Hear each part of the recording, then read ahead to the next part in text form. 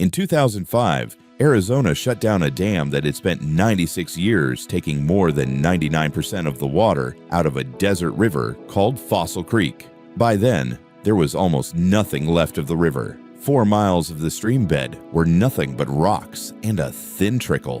Where more than a ton of water a second should have been flowing, there was about a gallon and a half. A stream you could step over without noticing. The blue pools had gone shallow, and the rare native fish that have all but vanished from Arizona's rivers were left surviving in the leftovers of their own river. On June 18th of that same year, the dam was shut for good, and the water went back into the old channel. 4 years later, Congress added Fossil Creek to the list of the country's protected rivers. The canyon was unrecognizable. More than 100 bird species, 15 kinds of bats, 166 plant species in one small patch by the springs. And in some stretches, there were almost 50 times more native fish. But bringing life back to a dried-out stream bed took more than water. The rescue of this river started 8 months before anyone let the water back in. Fossil Creek comes down its canyon like a giant staircase. A deep pool, a pale wall, another pool, and so on, all the way down. From a distance, it looks like a chain of ordinary waterfalls, but not one of those walls was built by people. The water made them, and it is still adding to them right now. Coming out of the limestone, the water carries so many dissolved minerals that they start turning into stone at the surface. A branch falls into the creek and slowly gets covered in a white crust. Then another layer settles on top, then another, until the branch itself disappears inside the growing wall. In a single day, Fossil Creek leaves about 13 tons of new stone in its bed, roughly what a city bus weighs, and it does that every day, year after year, century after century. That is where the river got its name. The first travelers who made it into the canyon found sticks and leaves completely sealed in stone and took them for fossils millions of years old. In reality, the stone was a few seasons old at most, but the source of that water is even stranger. The springs come straight out of the base of a canyon nearly 1,600 feet deep in Arizona in June, after months without a single drop of rain.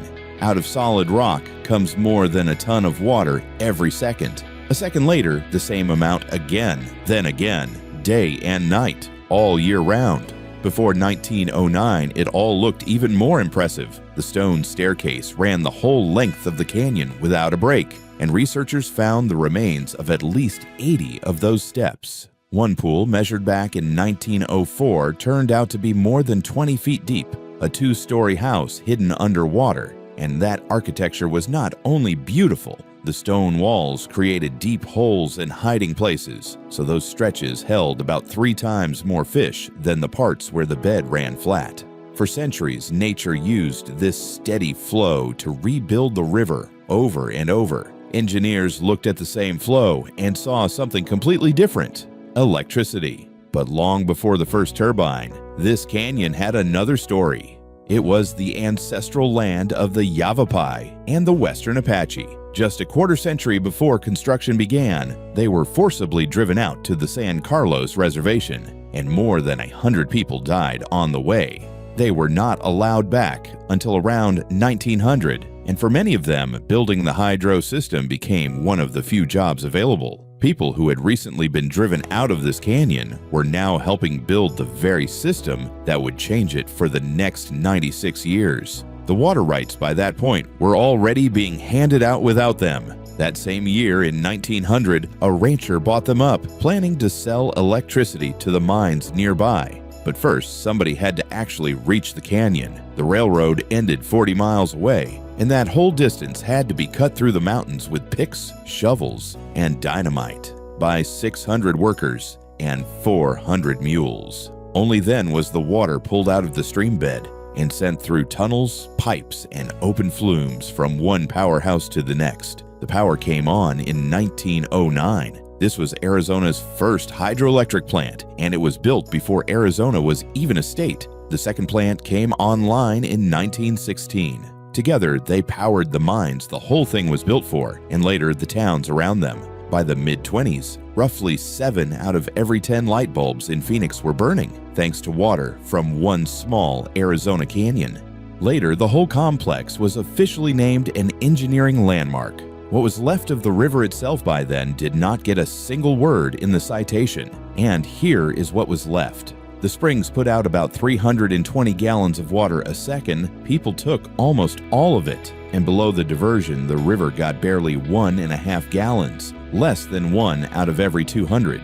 But losing the water was only part of the problem. The dam trapped Fossil Creek in a situation with no way out. The spring water the river used to build stone was routed into the hydro system, while the storm floods that tore that stone apart kept coming down the channel. The breaking never stopped, and there was nothing left to rebuild with. The old steps washed away, new ones almost stopped growing, and within a few decades, the deep pools had shrunk into small puddles. With the fish, it turned out to be even worse. There was not enough water anywhere along the channel, but in some stretches the fish were still holding on, while in others they had almost completely vanished. So the dam was not the only thing killing them. By the 90s, the dam barely made economic sense anymore.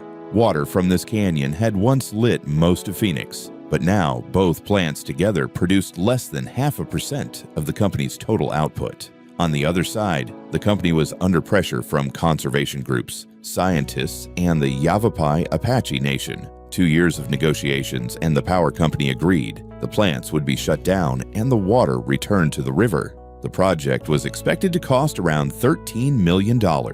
It seemed like the hard part was over, and all that was left was to turn the water back on. And then the biologists stepped in. Not yet. Over the previous 100 years, invaders had come up from the Verde, the big river Fossil Creek runs into, and moved into the dried-out channel. Smallmouth bass and green sunfish, predators that had never lived here. And with them came some brutal numbers. Where those two showed up, native fish numbers were down by a factor of 20, and where the predators came on top of the missing water by a factor of 40. The native fish had been here long before any dams: chub, dace, and 2 kinds of sucker. By the early 2000s, all that was left of them were a few small groups in the upper stretches right near the springs. That is why the water could not simply be turned on. A full channel would have been an open highway for bass and sunfish to move up the canyon straight to those last refugees. The water everyone was waiting for as a rescue had become a threat to the native fish because of the predators, and the river had to be cleared out before the flow came back.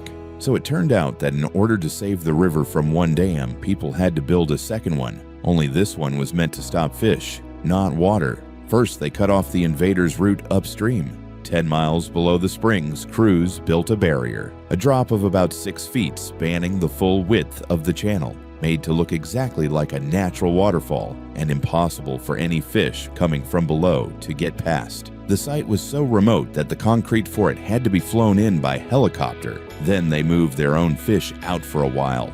In the fall of 2004, nearly 2,000 native fish of 5 species were caught and flown by those same helicopters into holding tanks by the Irving Powerhouse. Only after that were 9 miles of the stream bed treated with anti-mycin, a substance used against invasive species that breaks down in water within a few days. Once it was gone, the native fish were brought back home. Now all that was left was the thing the whole project had been about. Blowing up the dam turned out to be unnecessary. On June 18, 2005, they simply shut down the generators and closed the intake. The flow that had been going into the flumes for almost a century was routed around the dam and back into the old channel.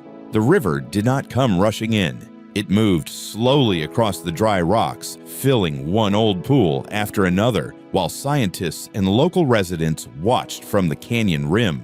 For the first time in 96 years, the water was running in its own bed again. And a few months later, the scientists realized they had underestimated this river. Almost immediately, the freed river started building stone again. To find out how fast it was happening, researchers embedded 252 magnets in the growing stone walls, which are made of a rock called travertine. After that, all they had to do was track the magnetic field, because the change in it told them how thick the new layer was without breaking the wall apart. It turned out the new steps were rising more than 3/4 of an inch a year. Over 10 years, that is a wall as tall as your hand. But something else mattered much more. The more living things there were in the water, algae, plants, trapped organic matter, the faster the stone grew. All of it worked like a frame the mineral could settle on more easily. The result was a circle that keeps speeding itself up. The river gives life. Life speeds up the growth of stone. Stone creates new pools, and the pools support even more life.